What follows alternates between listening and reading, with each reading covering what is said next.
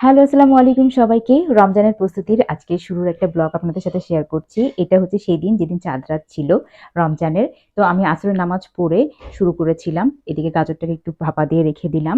যাতে করে পরবর্তীতে আমি পোলাও বা যেটাই রান্না করি না কেন সেটাতে আমি ব্যবহার করতে পারি। ফ্যানের বাতাসে একটু আমি ঠান্ডা হওয়ার জন্য রাখলাম। এদিকে তার আগের দিন আমরা আচার তৈরি করেছিলাম। এটা আমার শাশুড়ি তৈরি করেছে বড়ই আর হচ্ছে তেঁতুল দিয়ে সেটাকে রোদে দেওয়া ছিল।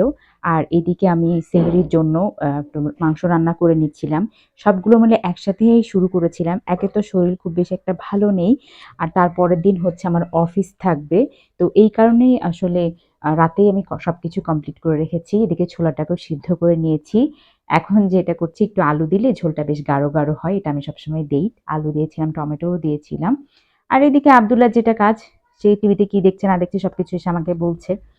তারপরে আমি আলুটাকে একটু হচ্ছে আদা ভাঙা করে নিলাম। আদা ভাঙা করে নেওয়ার পরে তারপর এটাতে দিব। অনেক সময় মিষ্টি কুমড়া দিলেও হয়।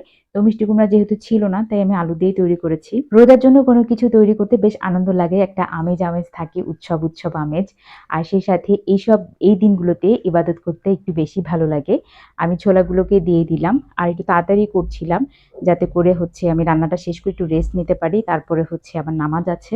নামাজটাও তো পড়তে হবে। তো এদিকে হচ্ছে এই কারণে আমি একসাথে সবগুলো একসাথে বসিয়ে দিয়েছিলাম। যে কারেন্টের চুলাতে চলছে আমার মাংস রান্না, গ্যাসের চুলায় চলছে আমার ছোলা রান্না। আর আমি ছোলাটাকে একটু বেশি করে রান্না করছিলাম যাতে বেশ অনেকদিন যায়। আর সেই সাথে আমরা যেহেতু অনেক সময় পোলাও বা বিরিয়ানি টাইপের কিছু রান্না করলে সেখানে আমি ছোলা ব্যবহার করি। আর আমার বাসায় ছোলাটা সবাই বেশি খায়। তারপরে হচ্ছে আমি যেটা করলাম মসুর ডাল আর খেসার ডাল ভিজিয়ে রেখেছিলাম সেটাকে হচ্ছে ব্লেন্ড করে নিলাম। অর্ধেকটা আমি যেরকম করে বক্সে করে রেখে দিচ্ছি। এটা পরবর্তীতে আমার কাজে লাগবে। আর বাদবাকিটুকুতে আমি হচ্ছে একদম আ বড়াটা তৈরি করে রাখবো। পেঁয়াজুটা একদম রেডি করে নেব। জাস্ট আমি তেলে যাতে ভাজতে পারি।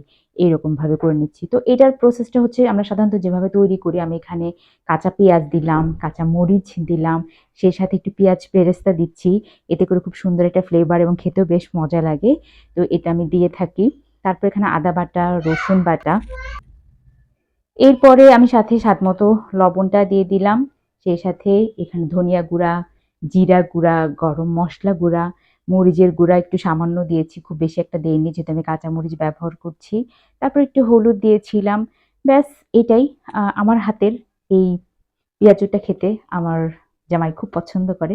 আমার নিজেরও খুবই ভালো লাগে। আর ও ভাজা পোড়ার মধ্যে আর কিছু খাক আর না খাক এই জিনিসটা ও প্রতিদিন চায়ই। তাই এইটা আমাকে একটু বেশি করে তৈরি করতে হয় পেঁয়াজুটা যেহেতু পছন্দ করে। তো আমি এই যে এরকমভাবে প্লেটে করে নিচ্ছি। আমি ফ্রিজে ডিপে কিছুক্ষণ রাখবো একটু শক্ত হয়ে আসলে তারপরে পলি ব্যাগ হোক, বক্সে হোক, জিপার ব্যাগ হোক যেভাবে আপনার সুবিধা আপনি সেভাবে এটাকে সংরক্ষণ করতে পারবেন।